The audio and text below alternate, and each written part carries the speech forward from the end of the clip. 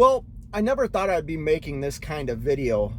If you followed me for any length of time, you know I'm very positive. I believe the glass is half full. I don't complain a lot about brokers or about the rates we're receiving right now. I don't jump on the bandwagon about broker transparency or anything like that.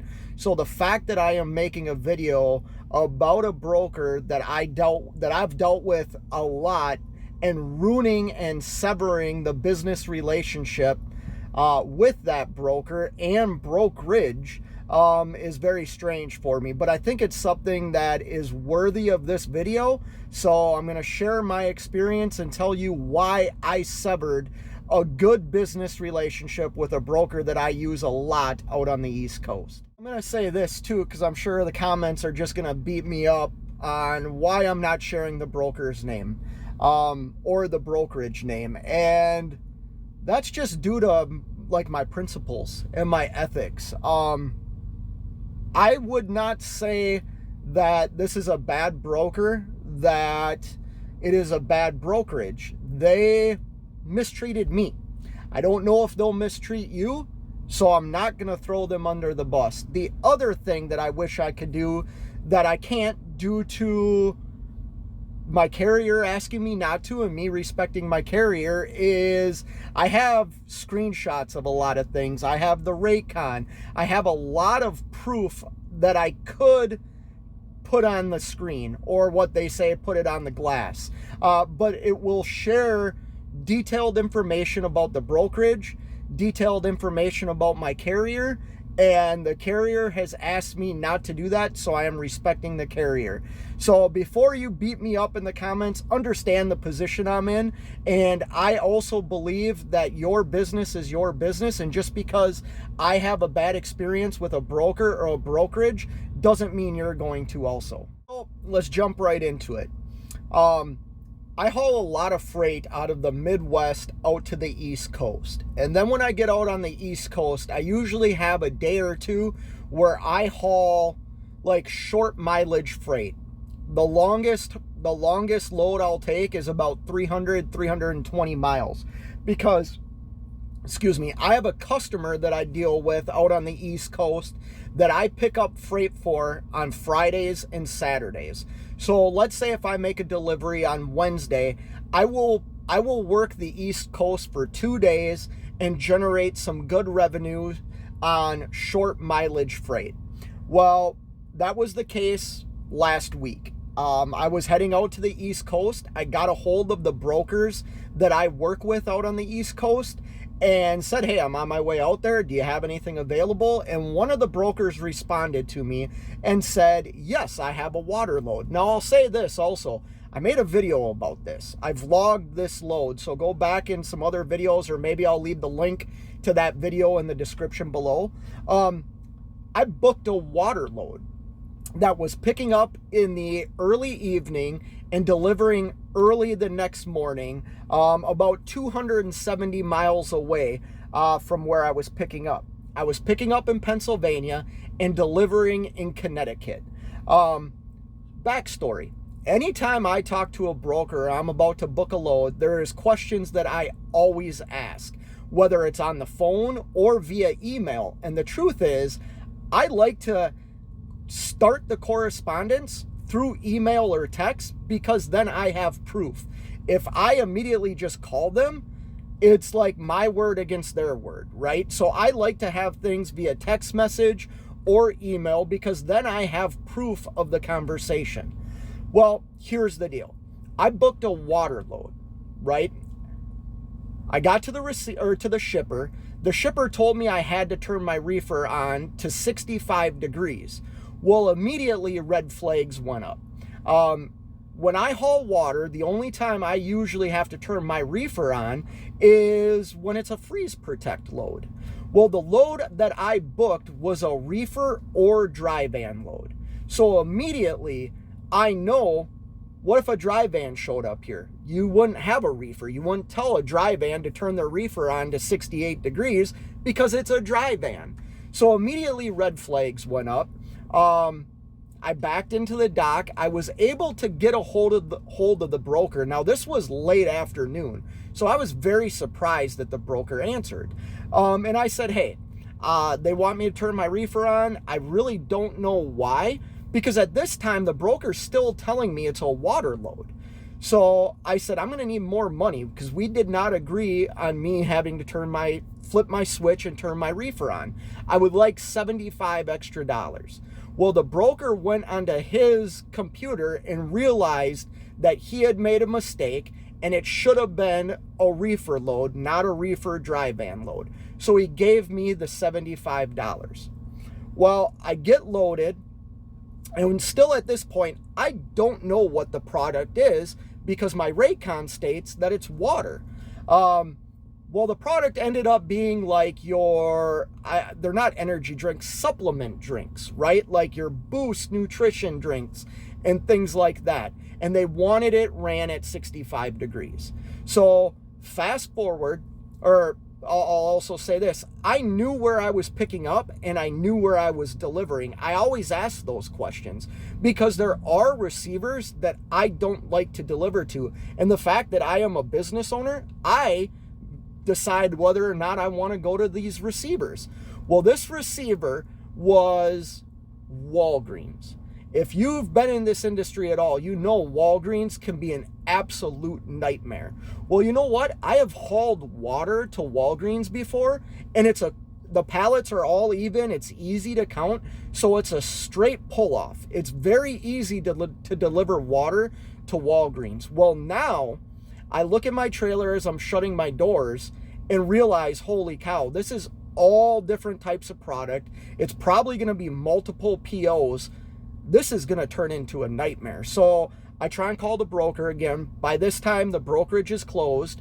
So I'm emailing the two brokers that I deal with in this brokerage. After I got my BOL and saw that it's multiple POs, I said, hey, fast forward. It's the next morning, and I am pulling into Walgreens an hour before my scheduled appointment. The way this Walgreens works is when they give you a door, you drive up to the door, you don't open your doors right away. One of the warehouse workers comes out to your trailer, cuts your seal, and then you open your doors, you back into the dock, and they secure your truck with the wheel chock and stuff like that, right? Well, the warehouse guy came out, and mind you, this is Friday morning. The warehouse guy comes out, we go through the whole deal, I back up, I get out of the truck, and he walks up to me, and him and I just start talking. And he goes, hey, it's gonna be a little while, you're scheduled for a 16-hour unload. And I was like, well, wait a minute, like that's not what I'm aware of, you know what I mean? Why is it gonna take so long to unload my trailer? And he looks at the BOL that I had handed him, and he said, well, you have multiple different pallets, we have to break everything down because they stack stuff, like there's multiple product on these pallets. And I said, well, you know, is there any way we can make this move faster? I have a customer pickup that I am picking up this morning at 11 o'clock, like 60 miles, 70 miles away. And he's like, I don't know what to tell you, man. You're scheduled for a 16-hour unload. Well, I said, hey, is there anybody I can talk to? So he walks back into the building. He comes out, and it's his boss. And his boss said, hey, my guy told you it's a 16-hour unload. He's wrong. You are scheduled for a 10-hour unload. Once again, I was like, well, that's not going to work. I offered to tip everybody $30 that worked on my trailer. I offered to buy everybody lunch. And the guy's like, hey, we can't accept that. We will do what we can. We're slow right now. There was only 4 trucks backed into the dock at the time. And he goes, I will pull as many resources, meaning the workers in there, to your trailer to get you unloaded. But he's like, I cannot make any guarantees. I said, okay, well, because I deal with customers, it's my responsibility to inform the customer if there's going to be a delay in delivery or pickup. So I immediately reach out to my customer before I even contact the broker. I reach out to my customer and say, hey, I don't know if I can pick your load up. Like, here's where I am. They're telling me I'm scheduled for a 10-hour unload. They did say they will try and get me unloaded as quick as they can, but they cannot make any guarantees. The customer said, okay, thanks for getting a hold of me. Check your emails. I'll email you, give me updates, things like that, right? So I hung up with the customer. I immediately start emailing the broker, and I don't hear a word back. So like I said, I had started emailing the broker and trying to call the brokerage, and there was no answer. So I figured, hey, you know what? Maybe they're not in the office yet. Then I realized it's 7 o'clock Eastern time, which means it's only 6 o'clock Central time. And that's where the brokerage is out of, is the central part of the central time zone. So long story short, I wait until 7 o'clock, 8 o'clock Eastern time, and I get a hold of the broker. And I said, hey man, like, they're telling me this is a 10-hour unload. Like, this is something we did not discuss. Once again, I ask specific questions when I start asking about a load. Pickup times, the commodity, the delivery date and times, the temperature, what the commodity is. Do I have a scheduled appointment? And things like that, right? And the broker gets kind of snotty with me. And he brings up the fact that I've already asked for more money on this load. And I said, well, yeah, I asked for more money because your Raycon and our conversations never said anything about me having to run this at a certain temperature.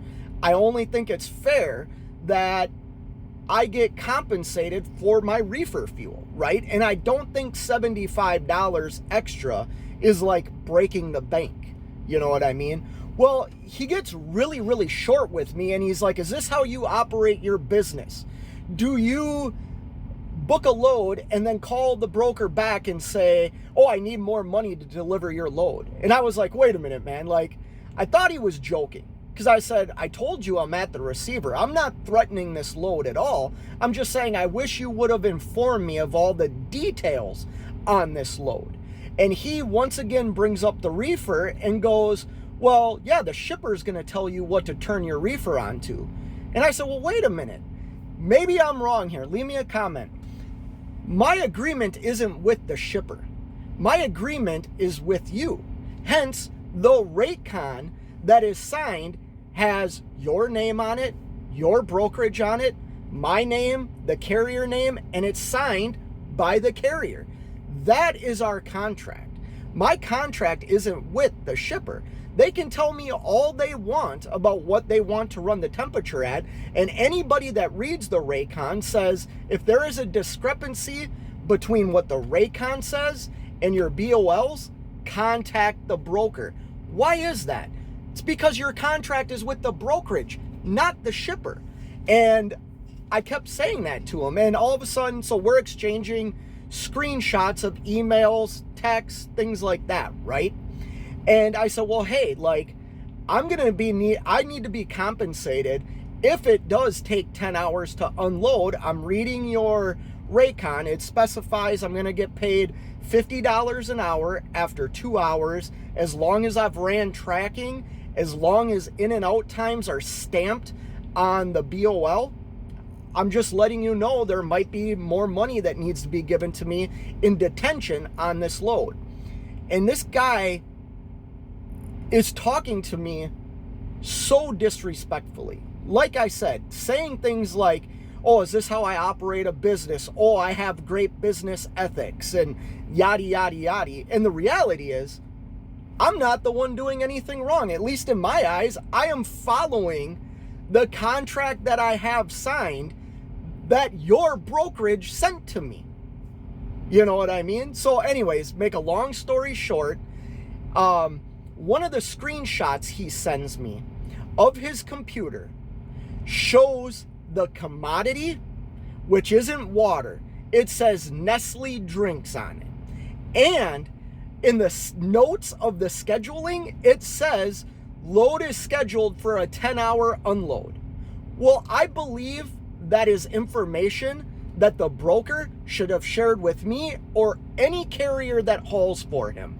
Because the reality is, I would not have booked that load knowing that I would have had to cancel and miss my customer load. Plain and simple. And that's what I said to him. And I said, you're accusing me of not having good business ethics? What about the fact of the email you, or the screenshot you just sent me that says in your computer that this is scheduled for a 10-hour unload? He lost it. And I ended up, you know how you can take a screenshot of something and circle it and then send it back? That's what I exactly did. And he got mad at me, hung the phone up, quit talking to me. Well, fast forward, it took 3 hours and 45 minutes to unload me. That is an hour and 45 minutes past the 2 hours that says detention will start per the rate con. So I get unloaded. I send the BOLs to the broker saying, hey, everything went well. Here's the in and out times. I would like another $75 for detention, right? I don't think that's astronomical, once again, for sitting for an hour and a half. Matter of fact, that's right around, I think that's actually a little less than what his Raycon said he would pay me. His Raycon said he would pay me $50 an hour in detention up to $275. Well, I get done with the load. Like I said, I send everything in and ghosted. So like I was saying, completely ghosted by the broker. As a matter of fact, the 2 brokers that I work with at this brokerage have not returned one email, have not sent a revised Raycon with the money on it for me flipping the switch and for detention.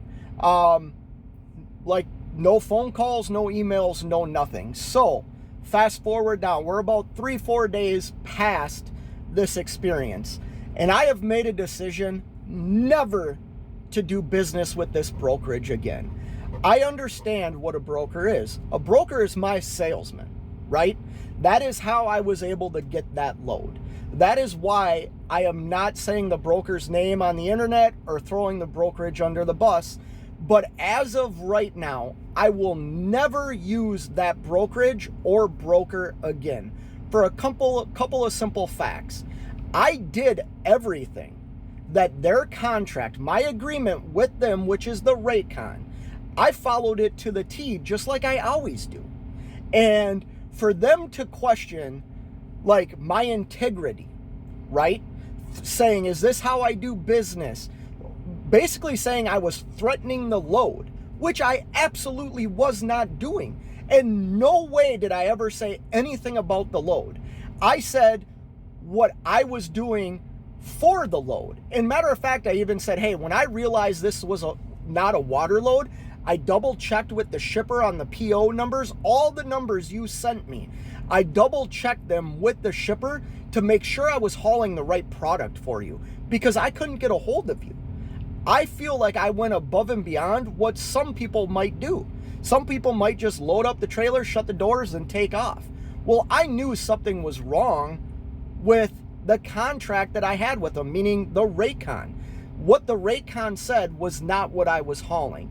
Well, going back to what I said earlier, his screenshot that he sent me had all the right information on it. So he made a mistake. Him or another broker in that brokerage sent me the wrong information and the wrong details about the load. That is not my fault. That is your fault. And obviously the broker's never going to watch this, but I wish he would. And I think this is how me as an owner operator, or if I was a carrier, I would deal with a broker. When a broker does not operate ethically and does not follow his own Raycon, just don't do business with them anymore. And I'm glad that I had that experience. It sucks that now when I go out on the East Coast, I'm not going to be able to get a hold of him. But you know what? He took advantage of me. He lied to me. He's refusing, $150. That's not a lot of money for the extra time and fuel, since I flipped my reefer on, that I burned to haul that load for him. In the end, it was still a good load. It was just an absolute pain in the ass, and it cost me my meat and potatoes. It costs me my customer load. So I learn lessons. Sometimes I need to sit and wait and not think I need to book another load because it could screw up my dinner. You know what I mean? That load I hauled was an appetizer load. It wasn't my full meal. My customer loads are my full meal. And, you know, another learning experience is when I feel like a broker is being dishonest with me or unethical in any way and accusing me of those things, I just don't have to do business with you anymore. But anyways, if you made it through this or made it this far through the video, make sure you give me a thumbs up. If you haven't already, subscribe to the channel. Until next time, you know what it is. Keep on trucking.